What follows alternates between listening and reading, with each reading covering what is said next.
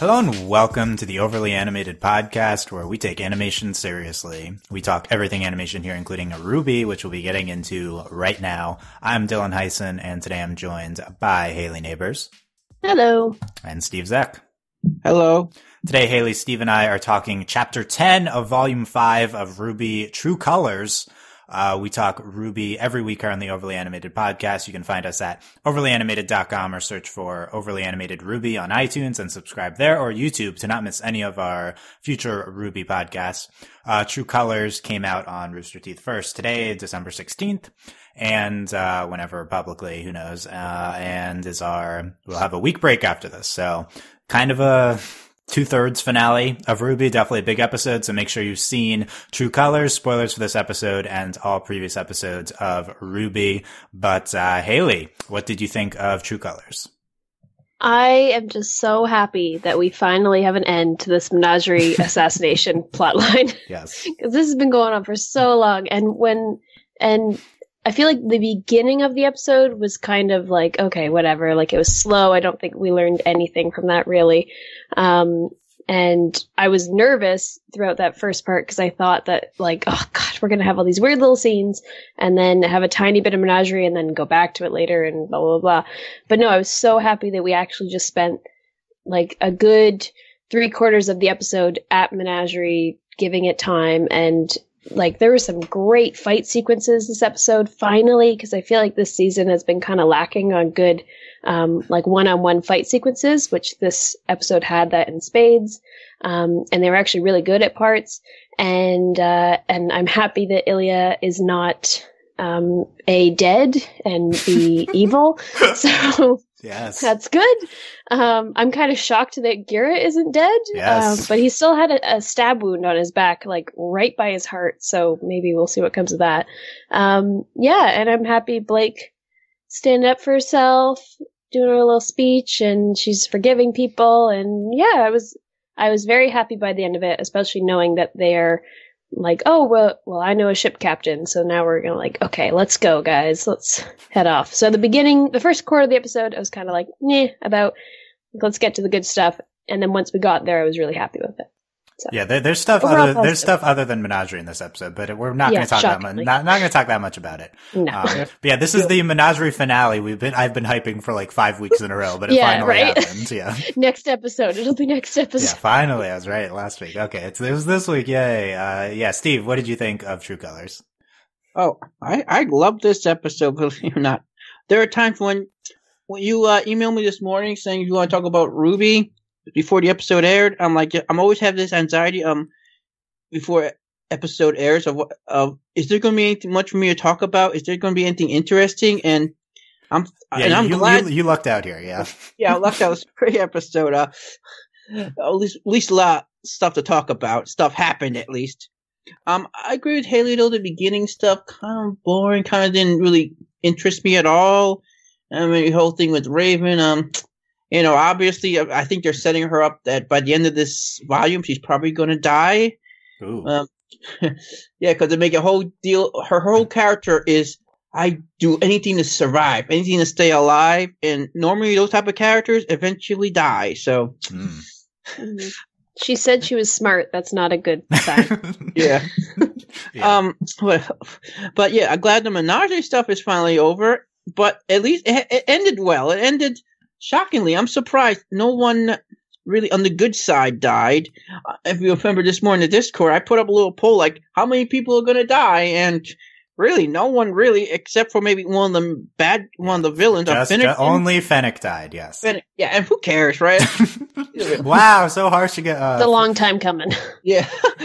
And one thing I'm most excited about is the idea that Ilia did not, not die or go to jail. And I'm excited for the possibility of what can come for the future of that character, of maybe like going with Blake and maybe meeting the rest of Team RWBY. I'm really excited about that.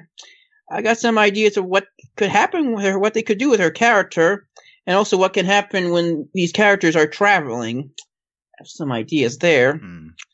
But yeah, I'm really like the episode. I'm excited to see what they do now, because I think now that this is over, anytime now, we're going to have the full Team RWBY reunion. Yes. It's coming. Finally. It's coming. It's happening. It's so close. Sometime in the last 4 episodes, presumably. It better be. Yeah, Don't even suggest that it won't happen. Like, that would be so horrible. We'll talk about that at the end. Yeah. Okay. I agree with you too. This is one of the few times I can say, what a good episode of RWBY. Like, what a good episode. It's so strange coming off last week. Last week was so bad, and it wasn't like offensively bad. It was just like poorly done. And then, this episode is so good. So I'm really happy. The big thing is, Ilia Demption. Ilia is good. Hashtag Ilia Demption. It happened over the course of 1 episode. They didn't drag it out, and we are trying. This is the best case scenario. We really criticized what the show is presenting socially 2 episodes ago. Regardless of it being a great episode, there are a lot of like social progressive problematic things that happen. And there's still a lot of problematic things that happen this episode, and I'll go over them a little bit.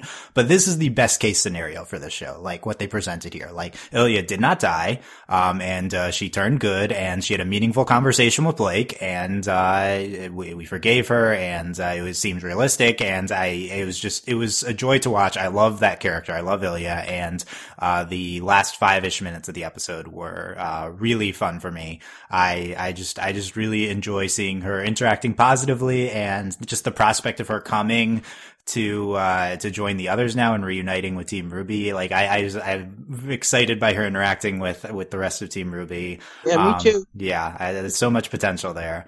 I'm just really happy about Ilia. I'm just surprised that Menagerie ended and it went well. We'd been predicting doom for the Menagerie plotline and for the Belladonnas for a long time. You can't blame us though. Like, it seemed like something bad was going to happen. It did, and I don't mind that it went well. I'm happy that Kali did not die.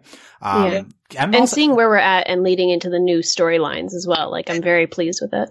And I love though Kali. She got this great little moment, even though it was off screen. We got to see she defeated her like enemy, and everyone sort of like, including me, was sort of downplaying, like doubting her what abilities she had, and she really showed off like her skills. And she has hitting people over the head with a blunt object skills. She showed those off. Yeah, she knocks out our cool bat guy Yuma. I guess he didn't have much to do, but yeah, he strangled one guy. Yeah, to death, I don't know. Did he? I don't know. Well, yeah, you heard him like in the back. There was a really prolonged sigh that came, just like as the scene's progressing. It was just like, oh yeah, like okay, it was very weird. Camera. Yeah, okay, it was a weird scene, but yeah, everything went well, and it does make you think: what has been the point of this Menagerie plotline over the past 2 seasons? If we're just going to end it how we started it, with the Belladonnas in control, and like the only movement is that we're bringing a bunch of the people from Menagerie with us to fight against Adam.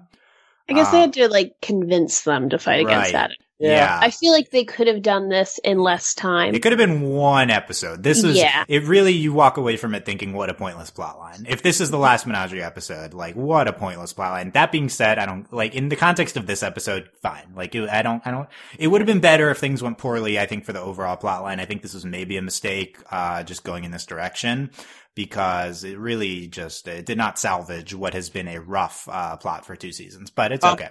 Yes, Steve? I think the one thing that saved the fact that Adam, I guess, sort of was not directly involved in terms of the leader of the White Fang. It was sort of the underling. So I guess if you want to keep the White Fang as strong villains, at least as a threat, I guess it's okay if like they lose when the main boss is not involved, because like whether we like him or not, Adam, like if he's like involved in this and still gets defeated, that is bad writing. Right. We don't even really deal a blow to Adam. We take out Corsic and Finnick, but who cares? Like, they don't know how high level they are. But yeah, maybe and I guess that hurts them. We take off a branch of the White Fang, and we're actively bringing troops to fight against the rest of Adam's forces. Anyway, I thought the Ilia stuff was great. I last week we complained, all talk, no action, and this week had a ton of action, and I really enjoyed it. I really liked a lot of these fight scenes. People are pretty harsh on RWBY fight scenes, I think. Like, you'll hear, nothing since Volume 2 has been good. This was another bad fight scene. You know, This is one instance where I am not in the criticism of RWBY. Yeah. I think there have been a lot of good fight scenes, especially this volume, and I think this episode had some really enjoyable ones. If you want to criticize it from like a from some more in depth perspective than I am, I don't have any expertise on fight scenes or whatever. I just watch them and some and if they're exciting and engaging, I enjoy them, and I thought all of them were here. I love Blake and Ilya's fight and talk. I thought that was wonderful. There are a bunch of other smaller ones with like Gira, Corsic, and Finnick, and then Sun and Ilya. I thought these were all successful. And just basically everything in Menagerie hit. It was really fun. I love the ending. Blake's speech was problematic socially, but we'll talk about that. But it was great hearing Blake have a voice. Like, she talked actively for 2 minutes in a row. That's the first time that's ever happened in this show. Remember the last podcast I was on, it had Blake, like, she was about to give a speech and was interrupted. And then she did not give a speech, right? That was earlier this season. So we actually got to hear Blake talk. That's something that has not really been happening. But the one thing that worries me, though, is hopefully in the future is that they're never going to address again Ilya's confession to Blake, that Blake's never going to have a conversation with her about that or anything. It never happened. I just hope that they don't do that. Right. So this is a tough one. So how did they handle the fallout of Ilya's saying she liked Blake? So on one hand, it did not form a basis in this episode for her forgiveness of Blake and her turning. Like, it was not presented as I'm going to the good side because I love Blake. Like, that would have been bad, and the episode doesn't do that. On the other hand, we don't even address it.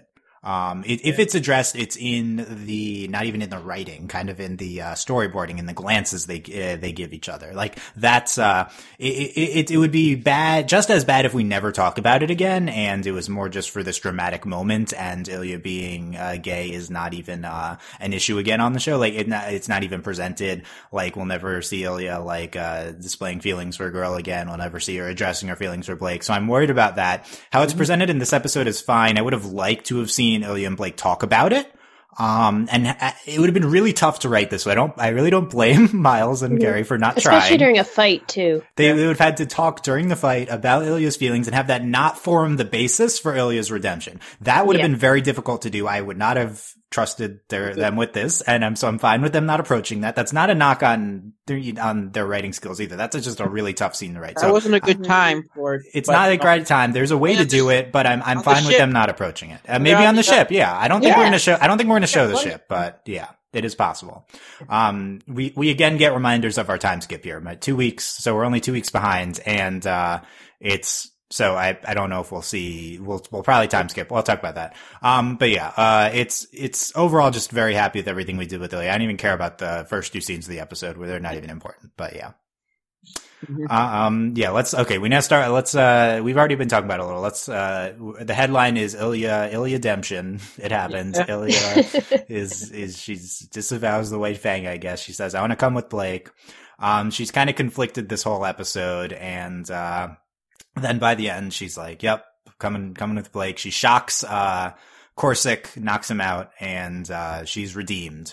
Hayley, how did you think it was done in the episode? It would seem it was fast. I don't know if we expected it to be one episode. Was it potentially too fast? No, just, I think because I think, like, storyline wise, she had to be redeemed at the end of this, like, plot arc of this fight scene, assassination, whatever. So and I wanted that storyline to end this episode. So I think in terms of us being like, oh my God, when is this plot going to end? It was perfectly timed because we came to the end of it. But I think within the fight, it was also really good. And I think it felt really natural, actually, because she had moments where she was like with Blake and then against Blake and then got really emotional and crying and everything, which last episode I was like, oh, I really want that to happen. Like, her to have, like, show some emotion about all of this. And just how she's like, I'm just so confused. Like, I don't know what to do. Like, that really was, good, I think. Like, it was really powerful. But then she also had moments where she was against Blake, but in the end it was good. So I think it felt natural to me, and it didn't feel rushed. I don't think it felt rushed, because I think even when we saw Ilia last, however many episodes ago that was, you could see kind of behind her eyes, like there was something going on there where she wasn't entirely set in her decisions. Like she's passionate, but I definitely could see why she would like change sides pretty quickly with the right provocation. And this did that, and they still had an awesome fight sequence. And I don't think it felt rushed to me. I think it was good, especially because I think that we're going to have more time with Ilia, with Blake one-on-one, and Ilia with Team RWBY and everything. So I know it's not the end of her character. That's optimistic.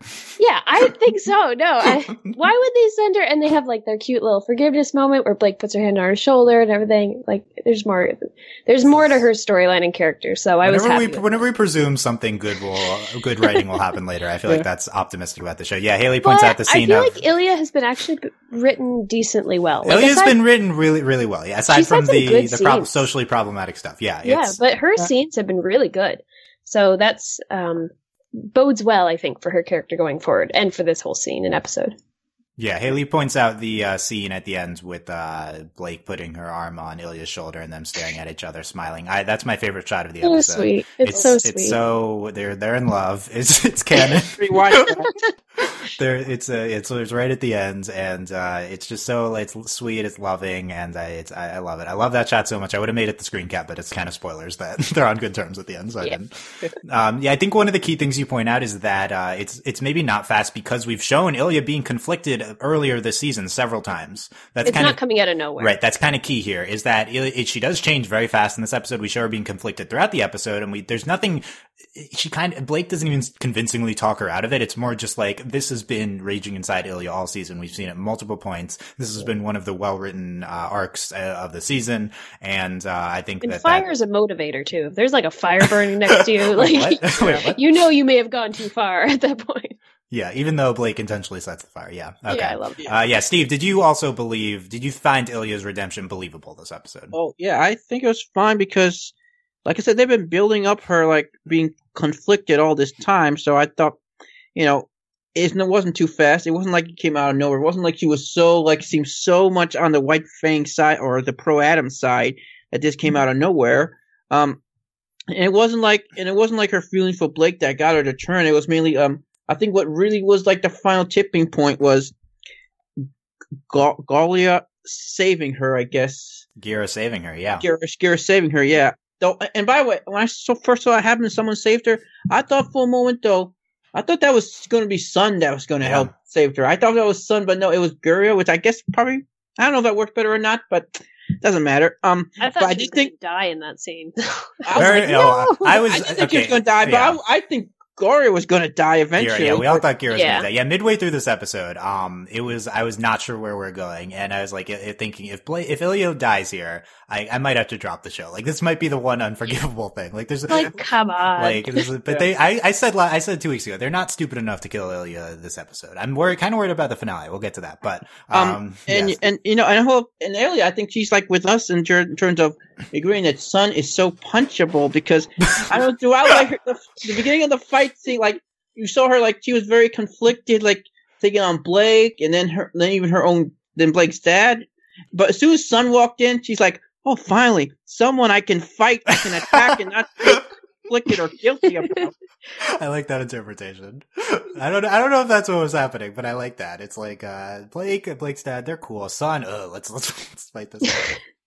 Well, he did stab her. I don't remember him stabbing her, though. Apparently that was at the end of Volume 4, so last season. I also had zero memory of that. Yeah, okay. But, that was a while ago. We do not remember last season. But I got some thoughts about, like, Ilia and Sun. Like, yeah, let's quickly talk about that. But down the line, for, like, what the heck go on from here on, I got some ideas, but...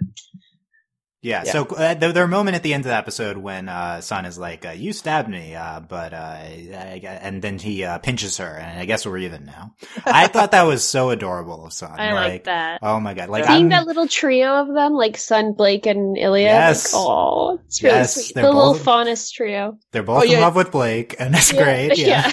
You know what I like to see though in the travels, though, I'm gonna say, is maybe Ilia and Sun kind of be like sort of having sort of an antagonistic rivalry relationship. Like, for example, for Blake's affecting, like, for example, like, just say, like, if Blake gives Elia a compliment or a thank you for something, then she looks at Sun and just puts out her tongue and is like, bleh.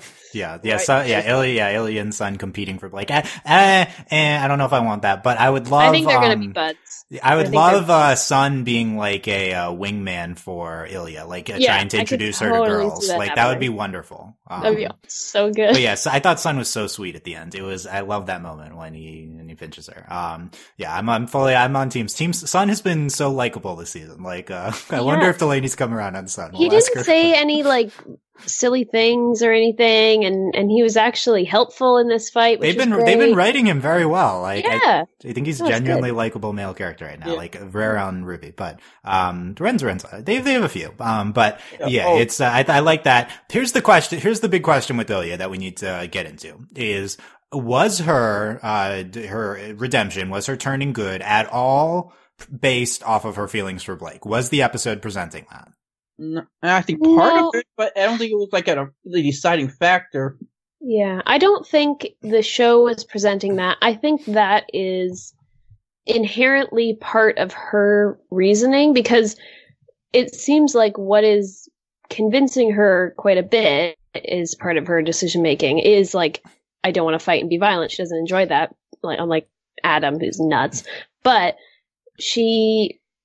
part of her motivation, I think, for following the Belladonnas and abandoning the White Fang is her feelings towards Blake and her affection for Blake, which I don't think is a bad thing in this writing. I think that is a perfectly valid thing. It's realistic. It's going to factor in, but you can't present it as a primary motivation. No, and I don't think they did. Which I think was. I think they mostly. Okay, there's one moment. It was kind of Here's the thing. Here's the thing that I don't get is there's a scene where Blake tackles Ilia and she straddles her and their faces are very close. And while I personally very much enjoyed the scene and it's the screen cap of the episode, it's shit bait. It's great. But what's the point of including that? I loved it because it was any sort of teasing of a female romance on the show. But I just don't get why they would do that. Was it a tactic from Blake? Was it just was the show presenting it as heat of the moment? The battle, they're fighting, they're struggling. But what's the point of the show presenting us being so close like that? Aren't we just manipulating Ilia and presenting that as her feelings coming to the surface? Maybe that's a reason that in that scene she's she boils over and she's I don't know what else to do. Doesn't it have to factor in the fact that the girl she likes is an inch away from her face? Yeah, and I think that's I don't think that is them. Well, I don't know. I think it's very delicate subjects, but it makes sense in the context of the fight if this was a real life event. But the show is making deliberate decisions on what to show us. Yeah, exactly. And why is that one of the things that they're showing us? I guess maybe to make us happy. Honestly, I don't think Ailey's big character arc is really done. I think a big part her character arc still to come is when she's gonna maybe meet Blake's friends, meet the rest of Team RWBY and Juniper and whatever, and meet actual humans, and hopefully humans that aren't anti-Faunus or racist humans. Yeah. Steve, how incredible would it be to Ilia have a talk with Yang about how much they're both in love with Blake? There's so much potential here. Yeah. I do have an expectation to see what happens when she meets the rest of Team RWBY. I do have this scene. Imagine this scene of pretty much of when RWBY sees her, she's gonna be oh, she's so because you know how RWBY is. She loves meeting new people. You know how she loves Penny, so she's gonna be oh, she's so maybe it's so cute, or she's so cool, or so adorable. Because RWBY's you can change color. That's so cool. Yeah, RWBY's and that's gonna melt Ilia. Ilia just being having people being so sympathetic with her and stuff like that. That's gonna be so good. Yeah, that's a great trait of RWBY. I do have a hot take. Innately nice she is to people. Yeah. Yes. So what's your hot take, Steve? I'm eager to hear. Do you think Ilia could be the next member of Team Juniper to fill that out because they're down a person? Right. That's the question is what are Sun and Ilia doing once we get back to RWBY? Are they joining the 3-person Juniper team plus Oscar? Are they just one of the stragglers now that are along with the rest of this team? Yeah. I'm still skeptical about Sun. Thinking about it in terms of teams too, because they're just a force now of people.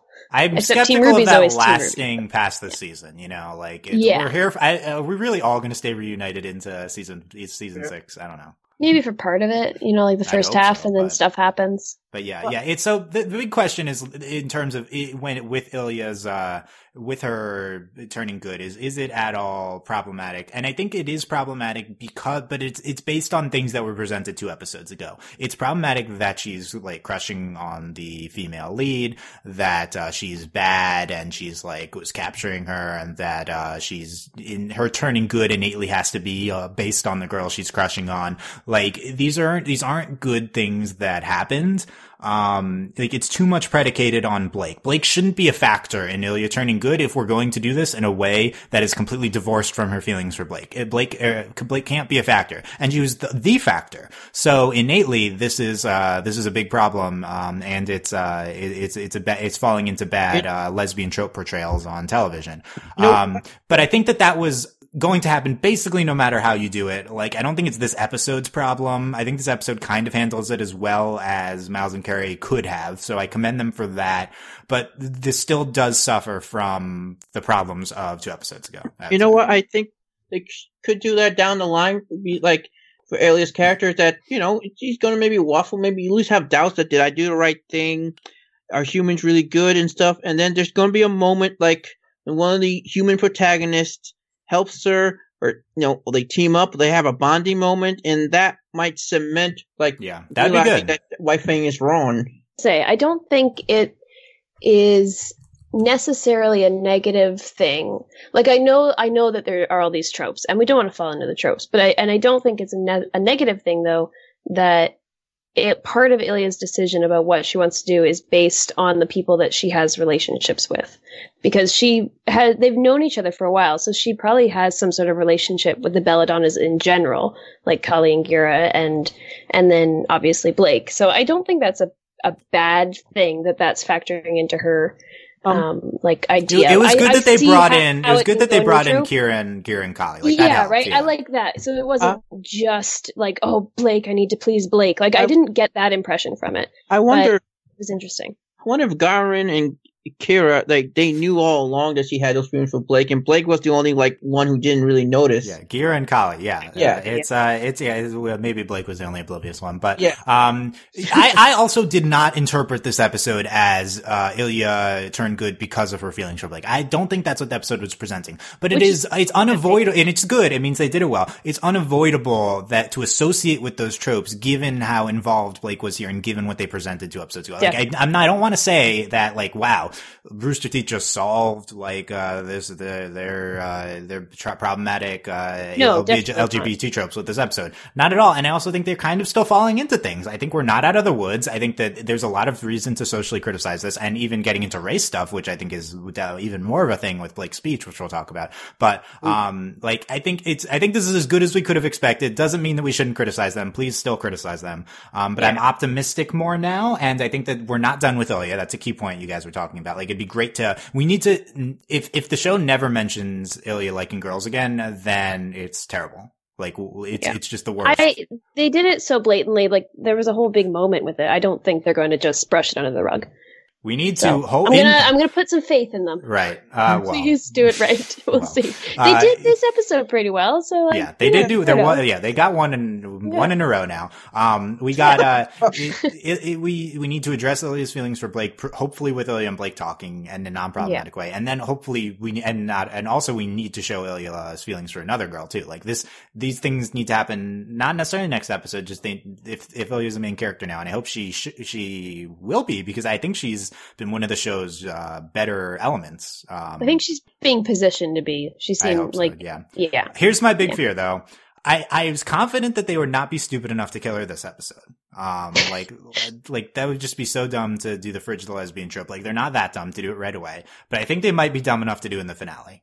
Like, I think that this is still in play. Ilia dying, sacrifices herself to save Blake. She jumps in front of Adam, attacking Blake. Like, I think that's really in play for the finale. I don't know. I just have a feeling that they're not going to kill her. I don't know. If that happens, though, someone could sacrifice for Blake, it probably would be her dad. That's definitely in play. Son is still in play, but I think Ilia as well. Just Ilia dying to Adam because she betrayed Adam, and Adam punishes her for that. I'm terrified of that happening. It would be horrible if the show does that. Ilia has immunity now. If she comes out, she has immunity for the rest of the season at least. Like, you can't please don't kill her within 4 episodes. Yeah. I still think Gira dying, I feel like Gira dying has way more like story plotline impact than Ilia dying. Like, Ilia dying would just be ridiculous and be so angry from a character point of view. But I think Adam killing Gira would like really cause a lot of stuff to happen. Yeah, I think the death flags we've had for Gira still remain. He survived this current moment, but I think they're still in play for the end of the season. Yeah, his stab wound will like come into play while he's fighting. Yeah, we've Adam had characters been injured, as we saw. Apparently, Sun got stabbed last season. That didn't matter, and also Crow was like dying at one point and then didn't die. So wounds don't tend to matter on RWBY. But, no, not really. Yeah, it's. I think Gira probably will still die. I think Kali's probably out of the woods. I'm not worried about Kali anymore. So. Yeah. I think she's good. I think Sun. I don't think Sun. I think we're positioning Sun for potentially a larger role. I don't know though. I feel like that whole moment of like Sun, Blake, and Ilia being together at the end there. I think that to me shows that they have more plans. Also, they seem to have like crazy plans, man. Because they like remember last season when they were on the boat. Now that boat is factoring in again. Yeah. Like, stuff is relevant. It's nuts. I guess they have a whole it doesn't really matter. It's like, oh, hey, remember that boat we did? I just thought that was funny that, like, oh, it was nice. It was nice, yeah. And that was a good moment, too, last or was it last season? 2 seasons? Last season, that was a great, that was a good fight scene. Yeah, and the boat, yeah. Kind of wonder, though, if it's just going to be Blake, Sun, and Aria that's going to meet up with the rest of Team RWBY and the rest of the group's going to do something else or is all of them going to be there? Because I don't know. I guess maybe we need an army to take on the White Fang and, Salem's group. Yeah. I assume all of them will be there in the finale. Yeah. Yeah. I think at least until the end of this season, all these characters that we are with right now are going to be together. I think the big question is, will Gira come? Because he's king of Menagerie, right? Like, it would be kind of surprising if he abandoned Post. So I think that's the only question. Kids and like elderly people there. Like, they're not coming. So there's like not the whole island. I think Gira could stay behind you. We didn't say Gira's coming in this episode. That didn't happen. So we'll see. Or maybe Kali stays to be the boss, and then Gira goes. Yeah, because Gira is going to die and Kali's not. So if Kali stayed to be in charge, that would solve that. Yeah, and then we'd be so sad. Yeah, be so sad. Yeah. But yeah, so we'll talk about that. But yeah, let's wrapping up Ilia. I'm just so interested to see Ilia in interacting with the rest of Team RWBY. We talked about potentially Ilia and RWBY interacting, and RWBY just loving her right away. The chameleon thing's going to be hilarious with RWBY. Yeah, she's going to love that. She's going to love that. And then Ilia and Yang talking about Blake. That would be a big one. Also, Ilia and Weiss talking about like Nora, Yang. Maybe it could be one of those like little Menagerie, like sort of racist. Like, what's the thing with the Faunus type of anti-Faunus in the past? So that because Weiss has been anti-Faunus in the past. That's true. So that would be interesting to see her interacting with Ilia. Both character development sort of intertwine. Yeah, they kind of gone in opposite directions in their development. Yeah, but meeting in the center, I guess. But yeah, it's that's really cool. I would love to see more of Ilia, Blake, and Sun interacting, the three of them now. Mm-hmm. Like, we're not going to get it because we're into finale mode now with the last 4 episodes. But I just love like a slice of life episode with the three. And you know what I want Ilia though to join get her own chibi, become a chibi character, like to be added to the list of characters from RWBY Chibi, because they don't add no new characters anymore. Just characters from like the first 3 volumes. Steve, what's your 5-second review of the RWBY Chibi Christmas special? Oh, it's okay. It's okay. Okay, there you go. I don't watch that show. Resound being endorsed. Okay. And it had my favorite character, the mute girl. I forget her name. Nova. What's her name? Who are you talking about? Purple-haired girl. Oh, Neo. I love Neo. I made a little joke how I just hope, like, if you ever see her talk on RWBY Chibi, they don't give her like a ridiculous voice, like for comedy effect. Yeah, where's Neo in the main show? Where is she right now? Bring her. I'm worried about next episode just being Neo alone and just seeing what Neo's been up to this whole time. People would love that. Okay, I would not. Half of it's Neo, and then the other half is Penny being restored. Yeah. We've got some pushback in the comments about Penny being capable of being restored. Are you guys still sure that Neo's not a robot like Penny? That'd be a good twist. I like that. Let's do that. Okay, people would love a whole Neo Next podcast. season, Neo's robot like season. a beloved character, and she hasn't been in the show all season. Okay, let's talk about the Blake, the Blake stuff at the end with her speech. She says, "We did this." She says, "Faunus are capable of hate like humans." She says, "By staying silent, we let others talk in our place." And she says, "I don't know how to make hate go away, but I know that this kind of violence is not the solution."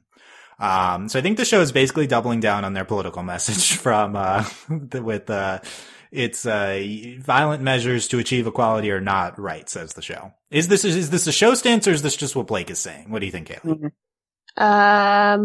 I assume it's a show stance because Blake is their main character and protagonist. Right. Well, one she's of the kind of, protagonists. at least she's kind of by default voice of the show. Yeah, in this environment, this scene, location, she's the protagonist.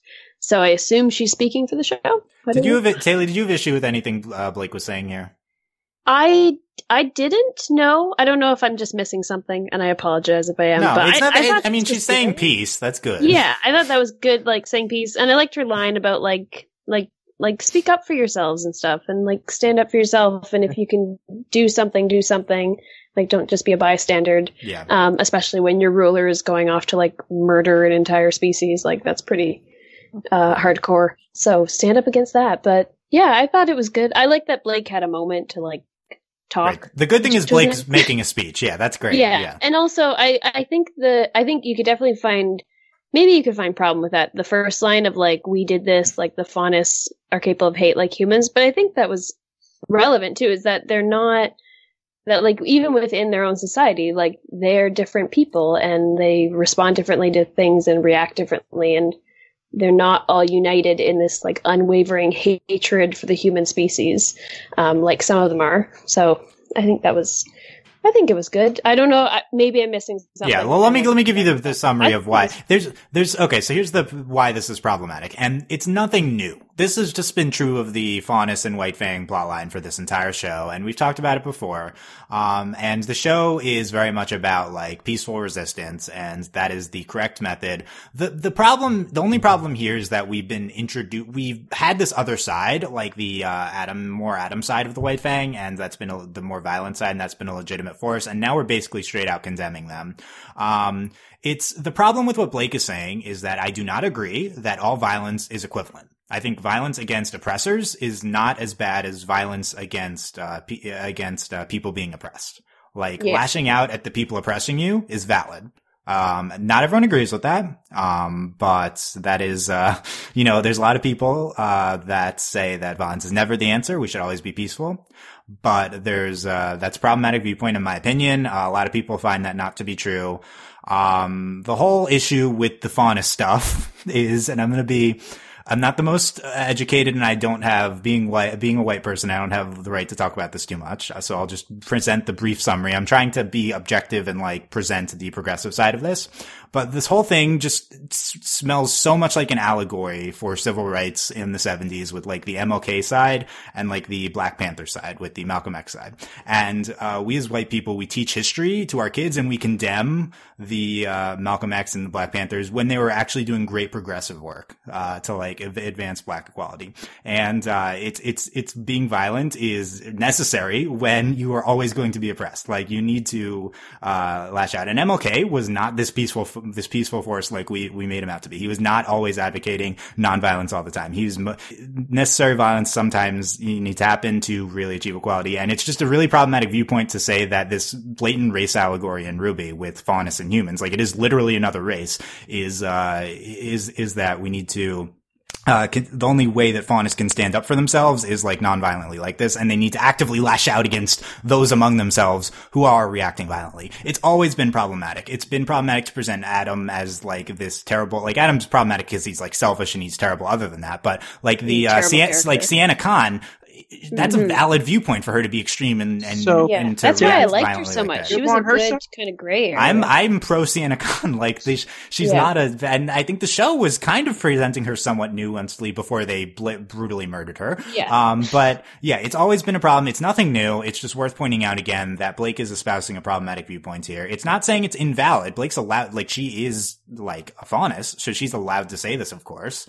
And she's allowed to think this, and it's not it's not invalid if you are a race and think that you should react, be completely peacefully. But, just the notion that oppressed people it's immoral for oppressed people to, react violently towards their oppressors is just false, in my opinion. Okay. Yeah. Okay. But yeah, I don't know. It's a larger show criticism. It's a tricky situation regardless, because you're talking about like two different species going to war against each other. Like there's going to be It's different because it's like species in the show and it's a fantasy world. It's just not good that like white people are writing this in Rooster Teeth. Like this is not, it's really not their place to be writing a race allegory like this. Like, and I don't know. I think they should just. I wish also maybe if we saw more like, people of color faunus. Like if we had Sienna talking more and not being killed constantly. Right. Also, the Belladonnas are all white and stuff. Yeah, that's another factor. So, really, the way you solve this is you either don't talk about this issue as much because we haven't handled it well, Miles and Carrie, or maybe you hire non-white writers and female writers, and that would really improve things. Okay, that's been our solution to all the problems. Is you just or go with my crazy theory of Sienna is still alive. Or bringing Sienna back would be good. Yeah, that would be an improvement. But anyway, well, maybe given up hope on that. Maybe on the Christmas episode we have like she come back as the goes Christmas and haunts Adam in his dreams or something like that. Like is he like we got magic? We got ghosts. It's a good time. Yeah, it's there's and I don't know, nothing. I'm not the speech itself. I like the speech itself because we're giving Blake more of a voice, and it's good that she's mobilizing things. Like this isn't her dad doing that. And yeah, the result is that they all we had the moment with Ilia and talked about this. She's like, I'll stand with you if you'd have me, and like Blake like forgives her and she like pardons Ilia, and Gira says there's strength in forgiveness. I thought these were good moments. Yeah. We had also paid off those weird couple episodes where Blake and Sun were just running around trying to get people to join the fight. So that paid off, I suppose. Because those were weird moments the last, like, 2 or 3 episodes ago where they're just going out trying to get people to come along. So they actually did something with that, I guess. Yeah, I think this is a good conclusion to the Menagerie arc this season. It wraps stuff up. Like, let's move on now. It really hasn't been that bad this season. It also was last season. Yeah. And yeah, I think we've kind of handled things well this season there. But yeah, I don't know. And the conclusion is that we're bringing the people of Menagerie to, Haven to, counteract against Adam. Yeah. So I think honestly, this Menagerie plotline, I think if we took the last, 3 episodes where we just had those little snippets of the fight and just put that all together, I think that would have been a little bit more impactful, or at least hadn't spread it out as much as they did. Mm-hmm. But even why did they pace the Menagerie stuff like this? Like, they paced it really weirdly. Yeah. But I think this was a good conclusion. I think it would have been stronger though if we didn't have it stretching out over so many episodes. It would have been more impactful. The show just jumps around too much. Yeah. There's no reason to show the beginning of the Chrono has been seen last episode, obviously. No, that was totally pointless. Did someone hit a button and it went in the wrong episode? Like, honestly, that could have been the start of this episode, and no one would have been weirded out by that. Yeah, there was a note from Kerry today. He posted a post or something. He says, the 2 extra episodes we've had this year have given us more opportunities to have some smaller character moments that normally would have been hitting the cutting room floor. And while we did learn some lessons about pacing, insert standing around talking joke here, we're all still glad to spend some extra time with characters we come to love. So at least they've acknowledged that. Yeah, Carrie acknowledging the terrible scene last week. Yeah, that's so weird. It kind of is weird that they're able to acknowledge that. Like, just aired last week. Really? You're not more defensive? I'm kind of surprised, right? But that's good though. Yeah. Mm-hmm. That confirmed, by the way, that we'll not have a new episode next week, and then we'll be back the week after. We'll talk about it at the end. Cool. But, so Steve, what do you think about the notion of bringing a Faunus army to counteract the Adam attack? Is this going to go well? I don't know. For that, look like they might not be trained soldiers, or if there's mostly just civilians, I don't know, they might get slaughtered. Aren't these people not prepared for combat? Yeah. I think maybe, hopefully Blake and Garia, and they're more smart than that. They have a plan at least. And at the very least, maybe, you gotta just find the rest of the to Team RWBY and everybody else there who's waiting for a fight, and you just sort of mesh those teams together and go by base strengths and weaknesses. Who can be used as a decoy, who can be used to attack people directly, who could be in the front line. You know, you gotta They're going to get them shields, apparently. That was on the list. Oh. Yeah, there's something like shields. They kind of mention it, like shields, armor. Yeah, we got to like reinforce our people. All the defensive things we need to get. I'm a little worried about this like hugely ambitious finale. Like it's end of volume 3, like where we'll just have this giant war. I don't know if I want that, but on the bright side though, besides Adam, there's pretty much all that's left but just a bunch of nameless foot soldiers, and most of the time foot soldiers suck. So. Yeah, we probably won't see much of the combat from them. Yeah. Okay. So let's talk about other stuff from the Menagerie plotline, then wrap that up. Rip, Fennec. So Fennec is dead. He dies under the, this explosion, the roof collapsing, and then it explodes. Two things I've been seeing two frequent complaints that I think are stupid. So let me talk about those. One is, why is there an explosion after the roof caved in on, Fennec? And one, who cares? Like, I think it was his wand. His weapon. He charged his weapon, and it's highly combustible dust, and it exploded. Yes, there's a reason. He was starting to attack Gira. He started, yes. It exploded, whatever. Who cares? Okay, there's a reason. Anyway, 2. I also think there was maybe yellow in the explosion because Sun's clones were under there, but I'm not 100% sure about that. Thing number 2 that people got pissed about is that, Ilia turned off the lights and Blake was not able to see her because apparently faunesses can see in the dark and Blake's like a cat. Isn't that one of her traits is that she's really good at seeing in the dark because she's part cat? Yeah, people really complaining about this. I'm pretty positive that was one of her, I think the show's presented it before. She can see in the dark. Yeah, I'm not saying this is not a good thought to have, but Ilia is a chameleon and she's blending into the dark. That is why Blake is unable to see. I think that's one of the only reasons why you could accept that is that she was like a shadow kind of thing. She was a shadow and she turned on the lights and she was still dark. That's why Blake can't see her. Ilia can't just blend in the light because I think there's like too many colors and stuff in the room. So she had to turn off the dark to blend into the environment. Okay. One thing I'm worried about the Ilia not being good is that automatically because she changed from bad to good, she's going to suddenly be a less effective fighter. I've seen it happen all the time, like in fiction. Like, hopefully not. You got to show the villains more strength. She's going to look more weaker when you're going to have Salem's group going to have a counter for what Ilia has or whatever, Yeah. Ilia was a competent fighter this episode. Let's talk about the Ilia fights. So I really like her fight with Blake. I think the highlights are, turning off the lights to hide, and then Blake's response is burning down the house to counteract that. That was great. Too extreme? Could she have just turned the lights on? A little. There was a lot going on. She had to do something dramatic. Yeah, it was dramatic. I liked it. Mm-hmm. We spent too much time in that house. It was pointless. Let's burn it down. Goodbye. Burn it to the ground. Yeah. I love how Blake used the Weiss dust clips that Weiss had given her before. She uses a fire one to burn down the house, and then she uses an ice one to freeze Ilya's whip weapon. So I thought that was awesome. Yeah. Like in a show that's like sometimes we have like these fights. It's like, okay, we're just like bashing weapons against each other. I thought there's a lot of thought put into Blake's actions with that, and I think freezing Ilya's whip was cool. And that part in the fight where the camera was going all over the place, that was awesome too. That was like really got the momentum going. Yeah, there's the moment they do this a few times when they zoom in close and they have like frenetic like bouncing off each other with the weapons. That's really effective to me. It is. And it's like a handheld camera effect kind of thing, I like it. I really think the fight choreography was good here. I don't know. Some people maybe disagree, but I liked it. I think it was good.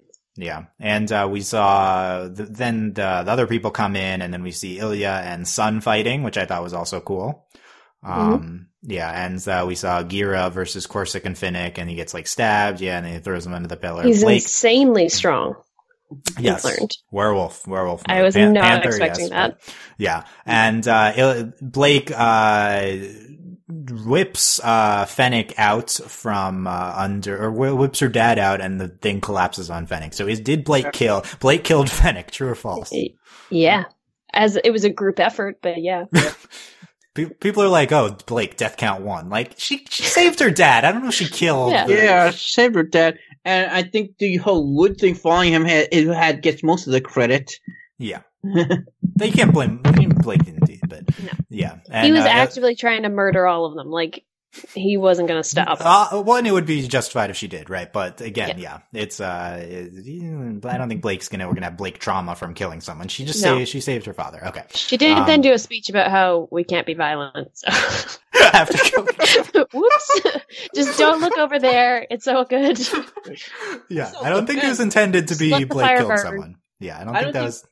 I don't think Blake is anti-violence and self-defense, or you know. But that's kind of what that speech is saying. That speech was about that. Yeah. Oh, no, yeah. Anyway, Ilia, and we talked about. She was doing her big speech. She's not good at public speaking. She had a moment. She's like, oops, I just, Ilia shocks Corsic. We talked about that. That was cool. And, we also talked about, Gira saving Ilia, which, a good moment as well. You know what? Why didn't Ilia get up? I'm sorry. Like, get up, like, remove yourself from she was the hurt, thing that he's whatever. holding, sweetie. She's like, winded. She's sort of traumatized, maybe. I don't know. She has so much stuff on her mind. The show has problems with people standing around. We've established that. One good line from Blake, I thought, during her fight with Ilia, because I run away too much, she says. Yeah. Good job, Blake. I'm glad we're addressing her running away at the end of Volume 3. Yeah. Between that and Yang's anger over that 2 episodes ago, I think we've done a good job with that in the show. I like that we have some female guards here, you know. Yeah, Kali was with the female guard. I think we'd seen that guard before, yeah. Who was not very helpful. Yeah, she was just kind of down. Like, Kali was standing on her own being shot at, and they're hiding. Yeah, Kali didn't get Kali goes to hit Yuma. We talked about that. Okay, let's spend 5 minutes talking about the other things that happened this episode. Max, 5 minutes max. Crow, Ozpin, and Ruby are talking in the beginning of the episode, and we learn that no, Salem does not have the beacon relic, despite having the Fall Maiden. And Ruby says, well, I did have one more question. Ozpin says, no, my cane is not a relic. And Ruby says, no, I have no more questions. So we all thought the cane was a relic. It is not. Are we satisfied, Hayley? Yeah, fine, whatever. I don't know. I don't get why he was so like, oh, you're so smart, Ruby. Like, you figured out that she might have a relic. Like, come on, Ozpin. That's pretty easy to figure out. They burned Beacon to the ground. To be fair, we never mentioned it on the podcast this season, I don't think. Like, no, but it's just whatever. But I spent half that their, like, Ozpin and Crow's discussion. For half of it, I was confused about what they were talking about, about, like, why, until they mentioned, like, oh yeah, okay, I assumed they were talking about how the other huntsmen and huntresses have disappeared, but that is like so long ago, and they were just like, oh, things aren't looking good, and I'm like, okay, do you know about the attack? Like, what's happening here? I was thinking of poor Oscar. Like, how long is he going to act out? Right, on the driver's seat. Yeah, poor guy. Yeah, I just think this was yet another, unfortunately, pointless Ozpin scene where right. So here's the thing. You bring this up. So Ozpin and Crow seem suspicious of this Leo call, and at the end they say things aren't looking good. Oz, says Crow. No, they're suspicious of Leo for the silliest reasons. Like, they're so paranoid. They're like, oh, that's very different from what he said. No, he told you last time he was going to go talk to them, and then he called you and was like, hey, they're cool with it. Like, you're on Leo's side. You think it was a good lie? Okay. Yeah. I agree that it was a dramatic turn. I like that they're picking up on Leo, like him potentially being bad, because I think that's frustrating. But yeah, the question is there any point to this? Are they going to foresee the Atom attack and do something about it, or are they just going to walk into the meeting with Leo? They're going to walk in, right? So if they do, what's the point of this? Corners, but that's it. Right, they're suspicious, but they're still going to just walk into the meeting and be attacked, probably. And if so, then the scene has no point. Yeah. And are we going to get anything more about these hunters missing? Like, what?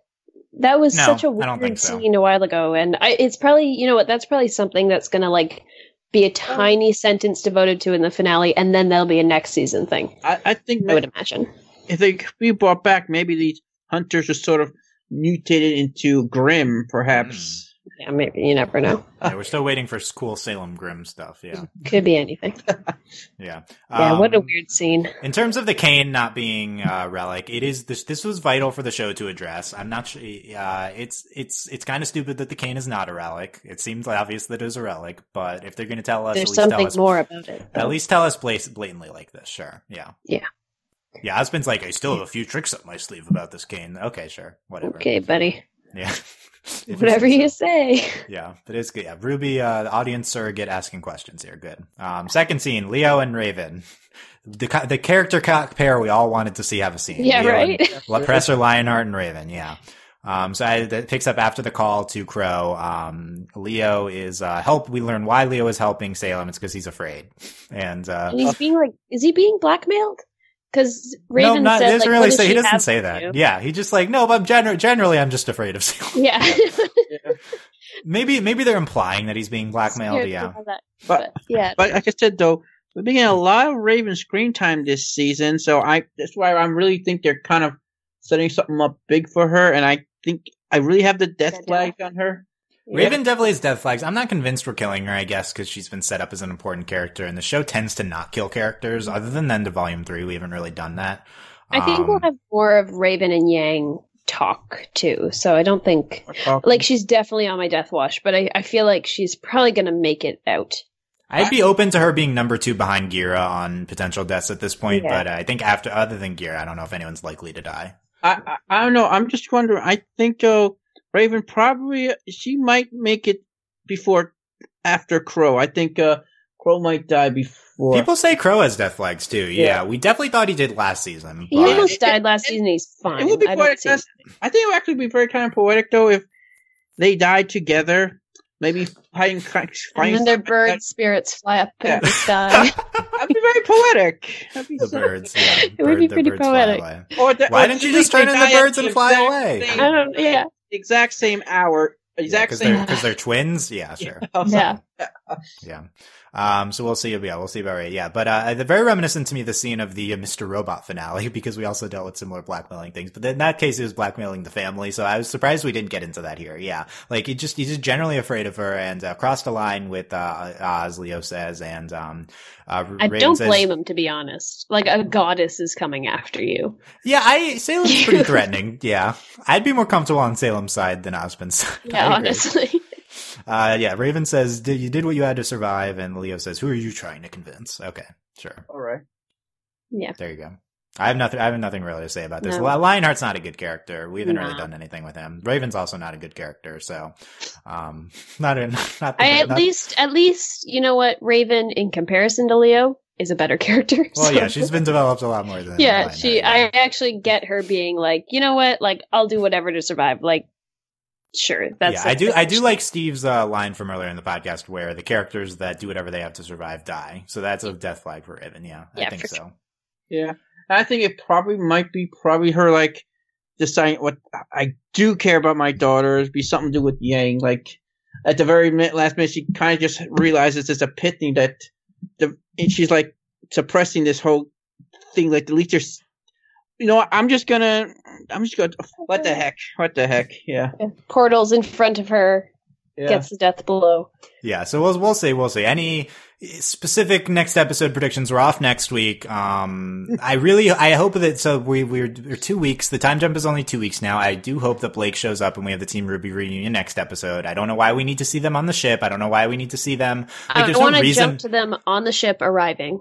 I don't need to see Menagerie people being given shields. I said this before. The whole point of having your timelines desynced is so you can jump at some point. So if we don't jump, there's no point of doing this. Yeah. This feels like a natural jumping point because it kind of ended. The music was swelling. Like, okay, go. Yeah, goodbye. I definitely think we're jumping after this. The problem is that there's no reason they just show up at the RWBY house. Yeah. So probably they might not reunite until the finale. That'll be cool though. It would be great. I would love it, but what point does Blake have to knock on that door, right? Like they're mobilizing an army, so they're probably camping out somewhere else. Yeah. Location wise. So is Adam is in Mistral, right? Yes. Okay. So Adam at is least in Mistral and is going. Yeah, they're Adam. Right. So they're going to. Adam is attacking Haven. Yeah. Team RWBY is in Mistral in close to Haven. Been invited to go to the school. Been invited to go to the attack. Yeah. And Blake is also coming to Mistral. They're all going to be in. They're all coming to Mistral. Yeah. It's weird because I feel like I'm expecting, because it seems like we're kind of gearing up to like the end of the season. I expect the last 2 episodes to be kind of a 2-parter, but I don't know what the next episode's going to be. Yeah, you can 2-part finale, and then but what's the next two, right? Next, yeah, because it just like it seems like okay, we're going to see Lionheart tonight. Boom, boom, boom, done. Haven Falls, drama. But I don't know what's going to happen between now and then. But I really think, though, we kind of do need Blake to reunite the rest of Team RWBY for them to talk and do stuff. And especially also need Ilia maybe to have to meet the rest of Team RWBY, too. Maybe they'll just run into each other, at the store. Yeah, instead of, like, they bump into each other in the middle of a fight, middle of a battle, like... Yeah. Still in the past, right? Like, I think they're probably reuniting during the battle. I think that's what this seems like a thing the show would do. Yeah. But we'll see. I really want, maybe Ruby's out going to buy some food. So is Ilia. Oh, hey, and Blake. Then they meet each other, and she sees the camouflage and is like amazed. And then Blake comes around a corner and is like, "Oh, we're reunited." That'd be great. That's not happening. That'd be very great. likely. That's not happening, but very unlikely. Yeah. So we'll see. That's we can dream. 2 weeks from now, the next episode 11, 4 episodes left this season, 11, 12, 13, 14. Yeah. There's 4 episodes, right? So yeah, what are we going to do for 2 episodes? Yeah, exactly. Fast. On the 30th, that will be our next episode. Please don't give us another Menagerie episode. Like, I'm done with Menagerie. No, we're done with Menagerie. I hope so. Hayley, final thoughts on True Colors. True Colors was good, and oh my god, I just realized the Ilia pun of True Colors because she's a chameleon. Right. And can turn into whatever color she wants. So she's a chameleon, she can turn colors, and she showed her true colors by becoming so red. Good. Yes. So good. I think the title was a giveaway for the Ilia-demption. I said that in Discord before it happened, but yeah. So first half, like we talked about, sucked, whatever, let's get past that. But once we got into the fight and Menagerie drama, it was really surprisingly good, and it was good because I think the fight was a great fight, and it was also a nice character moment as well for our characters, which, as we've talked about before, we really appreciate. And Ilia seems like a great character, and I love that her and Blake are buds again and have forgiven each other, and yay. So I hope we jump, and don't have to have more Menagerie stuff, but this Menagerie stuff was really good, and I was very happy with that part of the episode. First time we've ever said this Menagerie stuff was really good. First time anyone's ever uttered that sentence. We did it. Yeah. We did it. We did it. Okay, Steve, final thoughts. Oh, Ilia, I'm so glad you're not dead. So glad you're a villain and you didn't go to jail, and you're part of the good guys now. And actually, for once, I'm excited to see what happens next. I'm excited to see maybe some new character interactions with Ilia interacting with, like Team RWBY and Team Juniper, and maybe have some interaction with Sun, and of course, she and Blake, they need to have a little talk. They can't just ignore that whole confession. And I'm pleasantly surprised that Blake's dad, he survived, at least for now. I wasn't worried about Kylie too much, but I'm glad she's okay too. And I'm glad it's over, this Menagerie stuff, but at the very least, it had a good ending. What can you say? It took us a while, but we got to at least a good ending. Yes. At least we got to the good ending. Yeah, this was a good episode. I think this, Alone Together and Lighting the Fire are the 3 standout episodes of the season. Mm-hmm. I think there have potentially been 3 actively good episodes this season. And despite the terrible episode 9, I think that we are on track, if we finish strong, for this to be better than volumes 3 and 4. Yeah, and shocker, look, we're actually spending time with characters. And it's good. Well, it wasn't going to take much to be better than Volume 4. Yeah, we surpassed Volume 4 in the first 4 episodes, but Volume 3 was not. Volume 3 was good at parts, so this being better than Volume 3 is saying something, and I think we're on pace for that. And this is a good episode. We're on the right track with the Ilia/LGBT representation stuff. 4-part plan. Miles and Carrie, if you want to go from actively bad to actively good. Number 1, don't kill Ilia in the finale. Number 2, have Ilia and Blake talk out Ilia's feelings. Number 3, have Ilia express interest in another girl, different from Blake. Number 4, introduce another major LGBT character. If you do those 4 steps, we will not complain anymore. I've outlined the plan for you. And I just want to get past number 1 to start. Don't kill Ilia in the finale. I'm very worried about it. Crucial. So, I'm actually doing, if like who do you think most likely Ilia would be attracted to of all these female characters she might meet? You know, like from like Team RWBY or everyone. I could totally see her and Nora getting along. That'd be awesome. Yeah, we do something just with like Nora. they have interesting personalities, and it might actually work really well. That'd be funny. Yeah, I mean, really, it should not be a member of Team RWBY again. It shouldn't be one of our main characters. It should be a different character. Introduce a love character a love interest for Ilia outside of our main characters. She meets someone on the ship she never knew she knew.